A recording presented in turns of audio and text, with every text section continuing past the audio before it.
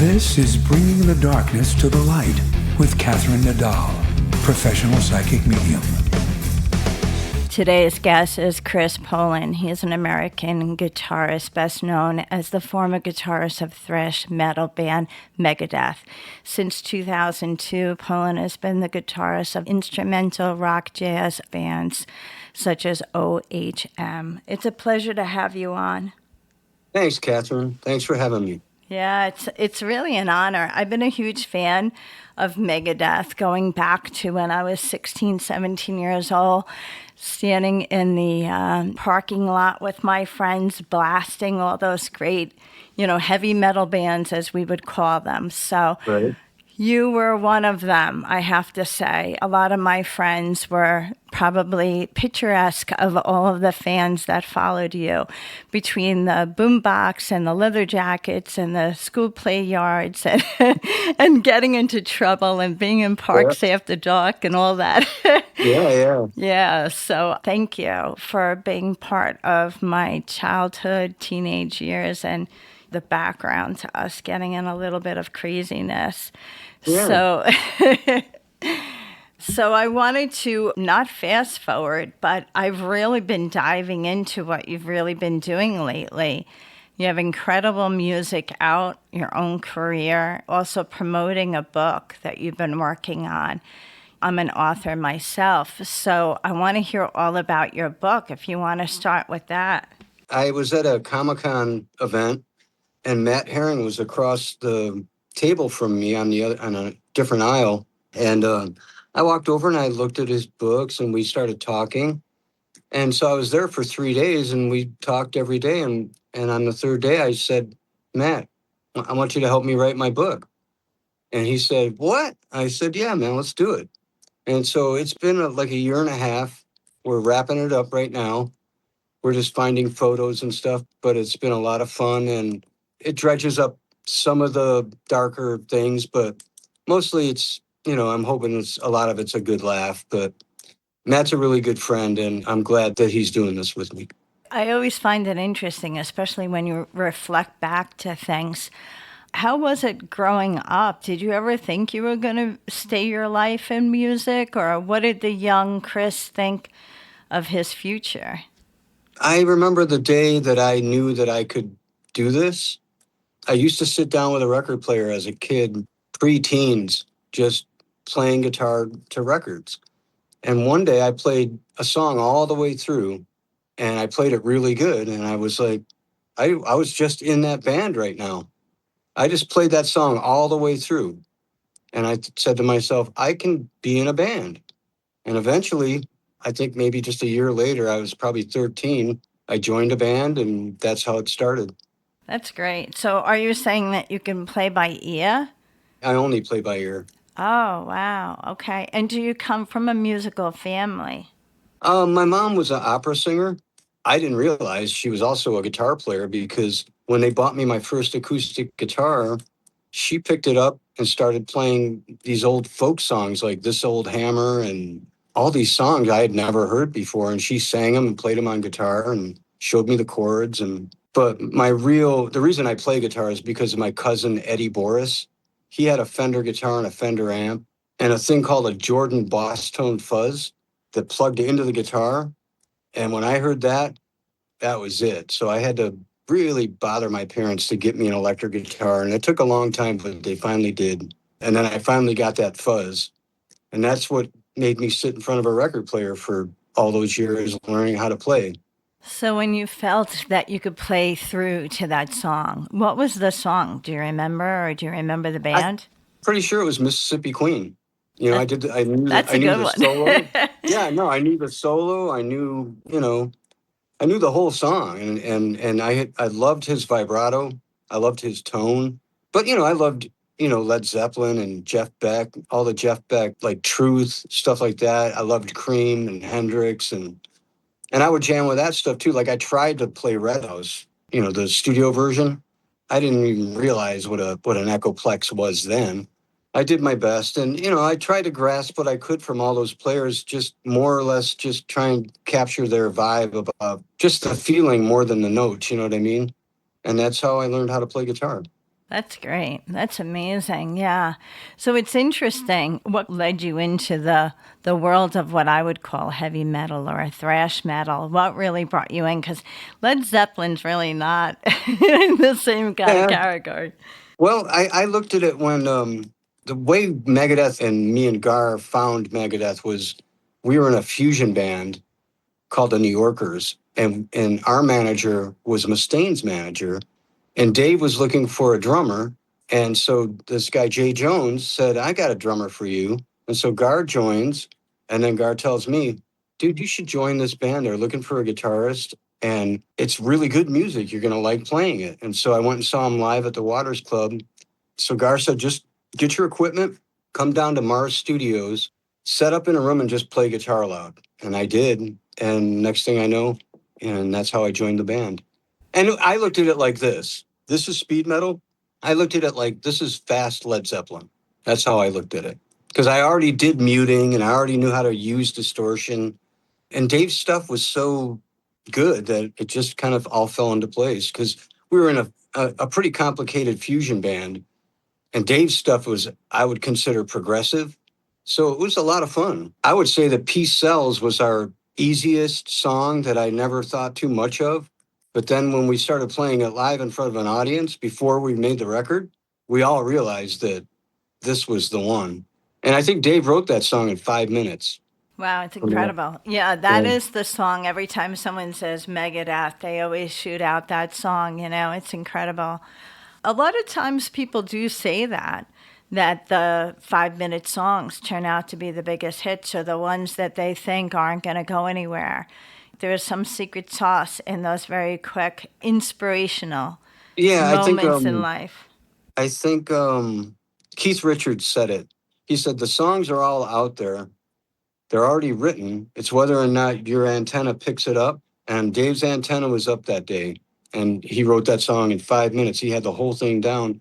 It was actually kind of long though, and Gar suggested that Dave edit it down, and he did. I think it was like 7 minutes long, and Dave cut it down, and it became our trademark song. Well, 7 minutes and Led Zeppelin have something in common. Yeah, true. That song, honestly, I think a lot of people resonate with that because there's so many instances in life where you feel like, where is peace? So it's like, Yes, there's a lot of messaging in songs that I think just the message and the lyrics make them more popular than maybe they would, it would right, be, yeah. That's right. incredible. I know you had mentioned the New Yorkers. I think I had read briefly that's when you had relocated to Los Angeles. Is that correct? Hmm.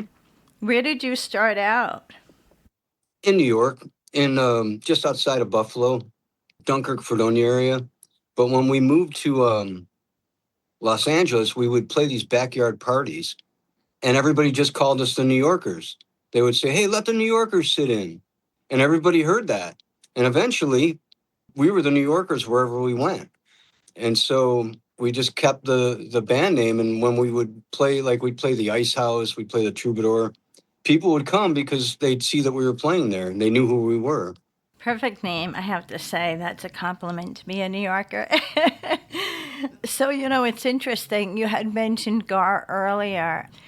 I've heard many interviews that you've done, and you've been very open about the struggles that you guys have had in the band when you were in the band, but also in regards to some drug addiction, trying to revisit that several times with different members. Is there anything you want to say regarding your friendship with Gar, or like I've never met any of the guys in Megadeth. I'm meeting you today. So, what would be something that you'd like to tell the fans about him since he's gone? From day one, as soon as I played with Gar the first time, I don't think I left his house. I was almost never home. I was always at Gar's house. We always were jamming. Of all the bands I've been in with Gar, he was the artist. He was an artist, and there was just something about Gar that was inspiring, I guess. He inspired us, or at least me, and I miss him. Oh, wow. Yeah. You know, some people in life, they say, like, some people believe in past lives. That's why some friendships are so deep. It's like you met them somewhere before, you know, so that's incredible. Well, he is very much remembered in the music world. By listening to the interviews, I had heard you speak briefly about revisiting and joining Megadeth and speaking with your manager and the conversation that you had had with her. And it was like a real reality of, do I want to change my life again? You know, it's that old saying, the road not chosen. You know, sometimes the path you choose, you know, may be hard to choose it, but it may be the better way. Would you agree? Yeah, I agree. On the drive to the meeting, her name was Janie Hoffman. She just said, if you join that band, you're going to die. And it wasn't until we walked in the restaurant and I sat down that I realized I wasn't going to do it because I had just gotten sober and I couldn't take the chance because it's like Dave Ellison says, you hang around a barber shop long enough, you're going to get a haircut. So that's why I just couldn't do it because it wouldn't take but a couple months if they were using and I would be using or I would have been using. Yes, that I understand. Yeah. Sometimes those decisions are what I call life changing. And sometimes you have to make the decisions to really change your life. I appreciate you being so honest. We have, you know, a large audience with many people that have either currently struggling or have struggled and understand exactly what you're speaking about. It's never been easy and you have to definitely have to hit your bottom. I know it's a cliche, but you have to. And it's coming. Yes, that I understand. I can't wait for your book, number one, because it's just to me exciting to hear how someone tells their story and what stories they decide on selecting to tell, which I think is precious. I wanted to talk about some of your songwriting. We're going to talk about the first song called Death and Glory. Tell me about that song. When I first heard the song, I thought it had a really kind of a punk vibe to it. Even though I used a wah pedal, I think on the song before that, or maybe the song after, I had to use a wah in that song because I wanted it to scream. I just love Thor's vocal on it because he sounds like he means every word of it. It's a great song. Super rocking, just really well played by everybody. Yeah, I got a soft spot for that song. That's great. So we're going to play that song now, Death and Glory.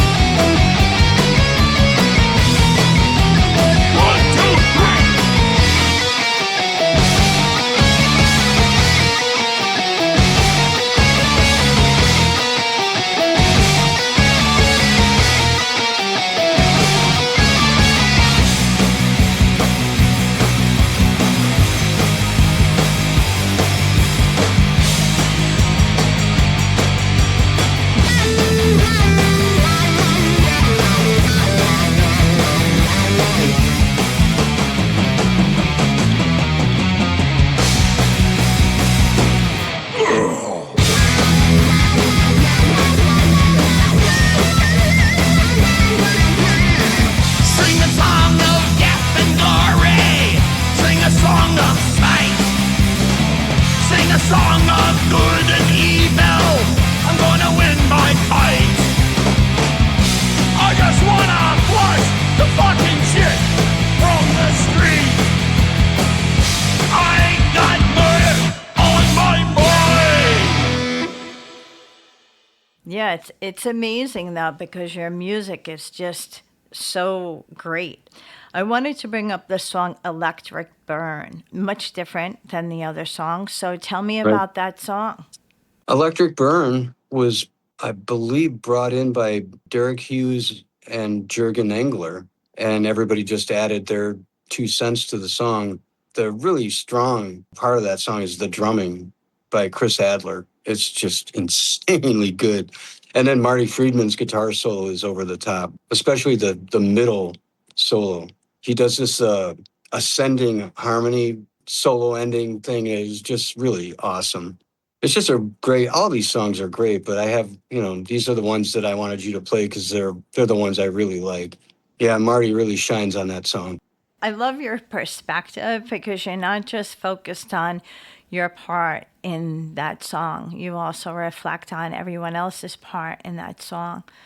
So being a guitarist, you must be very connected to the drummer when you're doing these songs, So that's why I feel that you kind of have that feeling with that song, right? Well, different drummers have a different vibe. Like Vinny's drumming is just like pocket drumming and just playing for the song, and his style makes me play guitar differently. When I played, on a song that he is playing drums on, when Chris Adler's playing drums, it makes me go somewhere else. So everything involved really changes my perspective on what I'm going to do solo wise. And it's all off the cuff anyway. And usually I'll get it in the first or second take. While they're playing it, I might get the idea of where I want to start, where I want to be in the middle, and how I want to end it. But I usually take the first, second, or third take because after that, it's not the same anymore. You have to get the first impression, I think. Yes. Well, we're going to listen to Electric Burn. I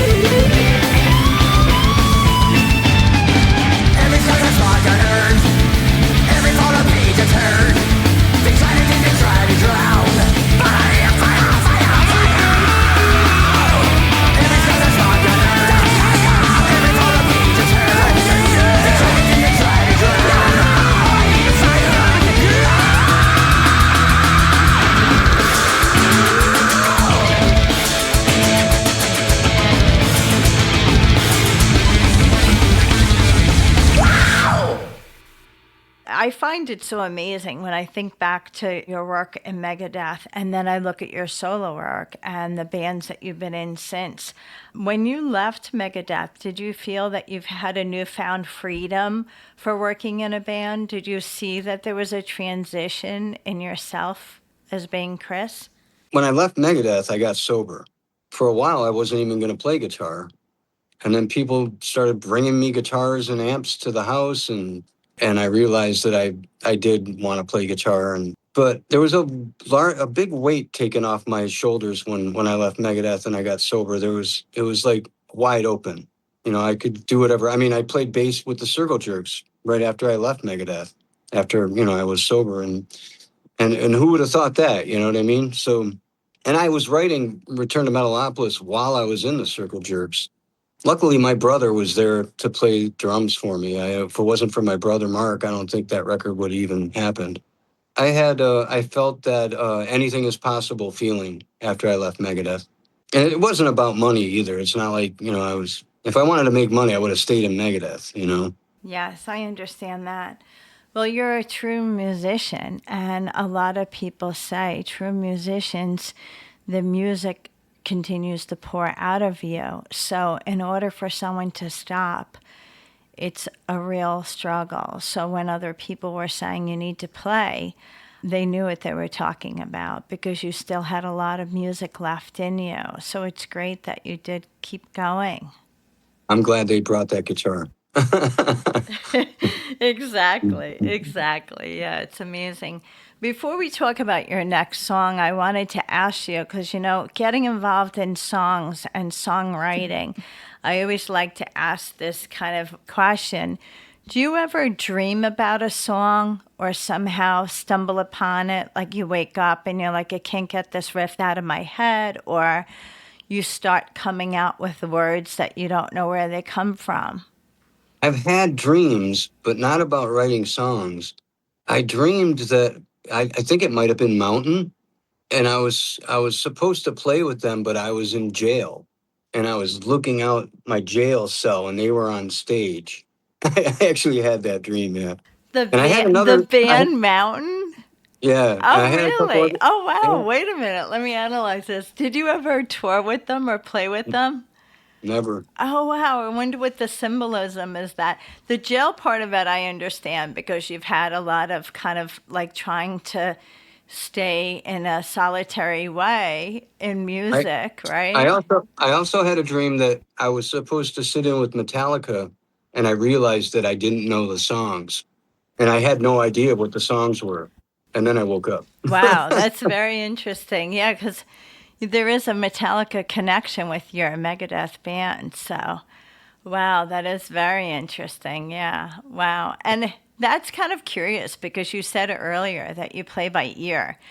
So the dream is kind of tricking you to say that you didn't know how to play the songs, because playing by ear, you would have been able to play the songs. Right.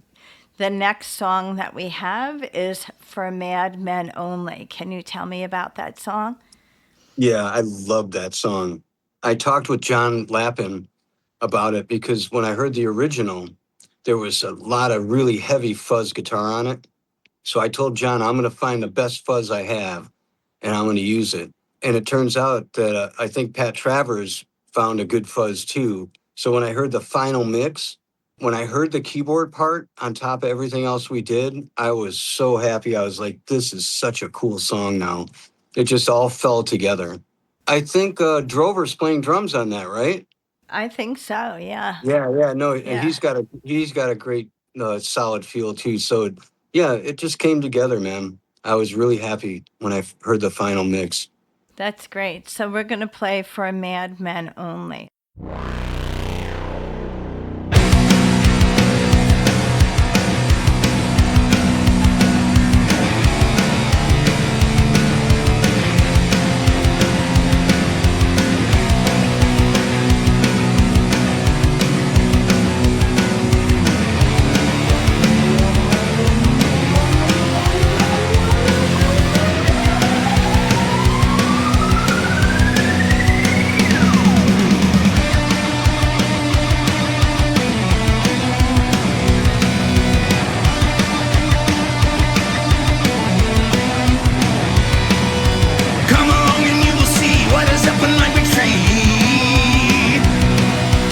all the same, but that was fine. Get out, have terrific time. But in your mind you wanna see the other end you'd rather be. Your mind is always just to say you're about to lose their way. Yeah.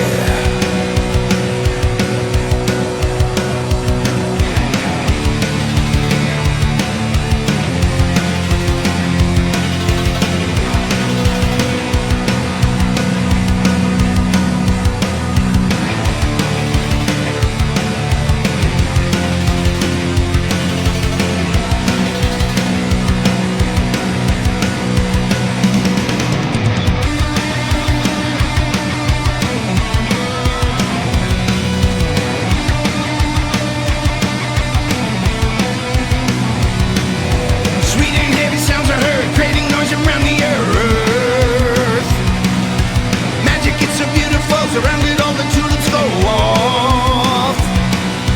Never-ending vicious black, you can bring the color back. Gotta find some unknown hand spirits of the vision man. Yeah.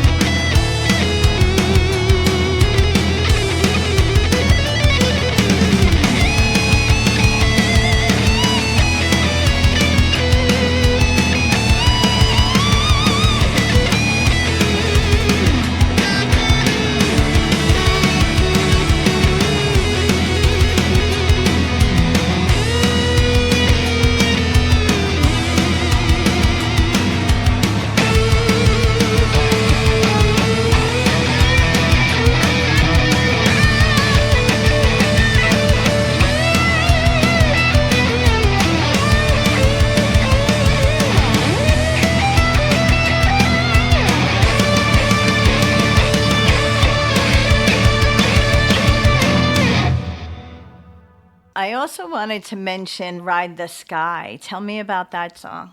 Ride the Sky, I had no idea what that song was going to be like. But when I heard Arthur Brown's vocal, I could not believe how much heart and soul he put into that vocal. And the more I heard it, the more I loved it. It inspired my guitar solo, and that's a really great song. And I really love the bass and drums during the guitar solo. It almost sounds like we were all in the same room. Somehow I captured that feeling that they were conveying. I just slipped right in there, and it felt so good.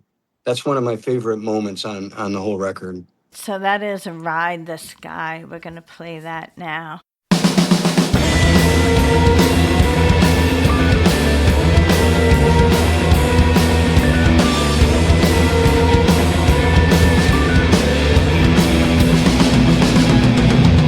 Traveling this dark world, leaving light behind. Seeing things I shouldn't see, new eyes got to find. Mars, Venus and stars, shaking their heads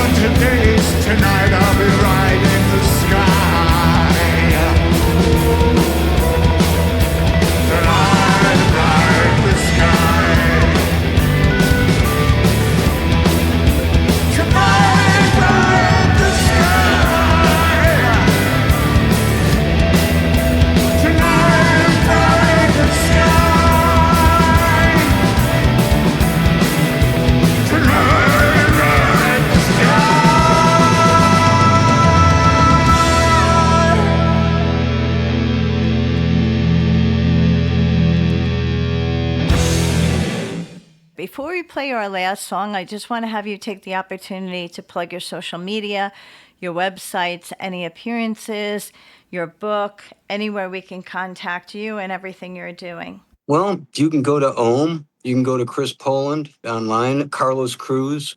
I don't really do much social media, so I don't even know what to say. I mean, I don't have time for social media. But if you just look my name up, look up Carlos Cruz, you'll find us. Okay, great. You know, the referral that I had from you was by my friend Muncie Reese with Skateboard Marketing. So he promotes a lot of your band. So the fans can go there as well. The last song we're going to discuss is Look at Yourself. Yes. Tell me about that. It's the most progressive song on the record. Brian Pereira invited me to go to Las Vegas when Sebastian Bach was doing his vocal. And I couldn't make it. And I wish I did, because when I heard his vocal, I was so blown away. It sounded like he was 20 years old again to me. And he really nails that song. His harmonies are like pitch perfect. And it's such a great song. Everything about it is good. It has this little lull where I just do this little tiny little like solo that like is a precursor for that huge wah solo that Mick Box does. It's just a great song. I'm glad they chose that. That was a really good cover. Yeah, I can't say enough about that. That's a very strong song. And all of these songs are on the album Nuclear Messiah, Black Flame. There's many other songs we haven't played, so everyone needs to check it out. It's a pleasure to have you on. Thank you again, Chris Poland. And thank you again, Muncie Reese from Skateboard Marketing. And we're going to roll out with Look at Yourself. Thanks, Catherine. Thank you.